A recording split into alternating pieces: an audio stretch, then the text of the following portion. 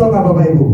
Apa yang diakibatkan oleh dari pasca pandemi? Yang pertama adalah usahanya banyak yang bangkrut. Ada nggak kira-kira, saya turun aja ya, ada nggak kira-kiranya yang kemarin pandemi usahanya naik? Hampir 90% pasti turun atau tiara Bapak Ibu.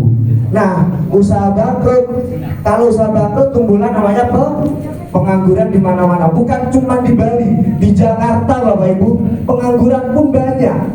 Teman saya juga tiba-tiba nganggur waktu itu. Kenapa bro? Pandemi luar biasa bro, aku nganggur langsung. Nah selanjutnya, setelah banyak pengangguran, inflasi Bapak Ibu. Nah kalau ini tentang mata uang mungkin ya, kalau inflasi udah dari dulu lah kita kena ya, namanya inflasi. Habis itu biaya hidup naik atau turun Bapak Ibu? Naik. Pak turun aja lah Pak. Naik ya. Jadi setiap hari biaya hidup itu naik, gak mau dia turun. Betul nggak?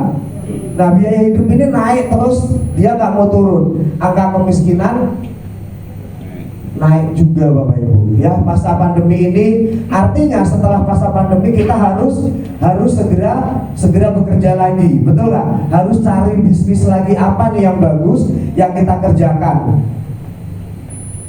Nah di sini ada dua lingkaran yang mungkin Bapak Ibu bisa lihat. Di sebelah kiri, di sebelah kanan ada lingkaran pendapatan Bapak Ibu. Nah kalau Bapak Ibu pendapatannya kecil, mungkin nggak Bapak Ibu bisa mendapatkan di lingkaran yang sebelah kiri? Pengen punya impian, pengen punya mobil bagus, pengen punya rumah idaman, pendidikan yang terbaik, tidak mungkin, betul nggak Bapak Ibu? Ya. Nah yang kita sering adakan adalah pendapatannya kecil tapi impiannya kita banyak banget. Sama Bapak Ibu, saya juga begitu. Nah selanjutnya adalah cara meningkatkan pendapatan. Nah cara meningkatkan pendapatan ini banyak Bapak Ibu caranya. Yang pertama adalah menambah pekerjaan. Saya nggak akan bercerita bagaimana menambah pekerjaan. Mungkin Bapak Ibu di sini banyak yang masih kerja, betul nggak?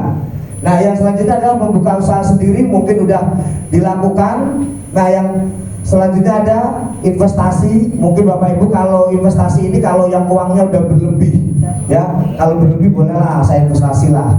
Tapi kalau yang pas-pasan ya agak susah.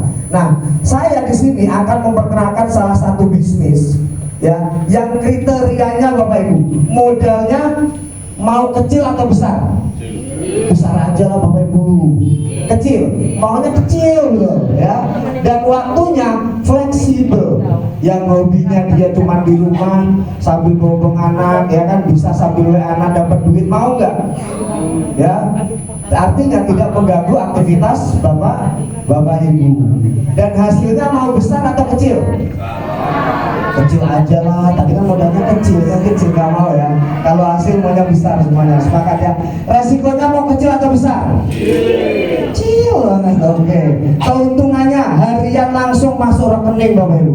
Bayangkan kalau Bapak Ibu ada bisnis yang bonusnya atau pendapatannya setiap hari, mau atau mau? Mau atau mau banget? Mau banget ya. Dan cara kerjanya bisa dilakukan offline dan online. Offline ini seperti ini Bapak Ibu.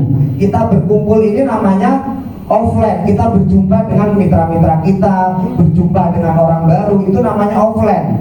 Nah kalau online yang hobinya main gadget aja tadi sambil ngomong, anak Pak closing mas, ini mas saya mas, seperti itu namanya online. Jadi bisnis ini bisa dikerjakan dua-duanya, bisa offline bisa online. Nah legalitasnya bagaimana mas? Lengkap Bapak Ibu ya. Jadi kalau Bapak Ibu mau bisnis ini juga penting nggak Bu? Jangan cuma penting nggak Bu? Penting. Saya pernah ngalamin Bu, saya lagi semangat bangun bisnis, tiba-tiba kena tilang perusahaannya Bu. Kenapa? Karena legalitasnya nggak lengkap. Akhirnya bonus dibayar nggak? Enggak. Nah hati-hati nih. Jadi kalau cari bisnis harus tanya dulu legalitasnya lengkap nggak? Nah seperti itu. Ya supportnya kita diajarin, dipandu dan dibantu. Nanti teman-teman kalau yang udah join bisa mepet aprennya ya. Jadi kalau bisnis ini jangan hanya rekrut lalu ditinggal begitu aja. Pepet terus Bu aprennya. Kamu mau rekrut saya ya berarti kamu harus mau bina saya, betul nggak? Nah seperti itu.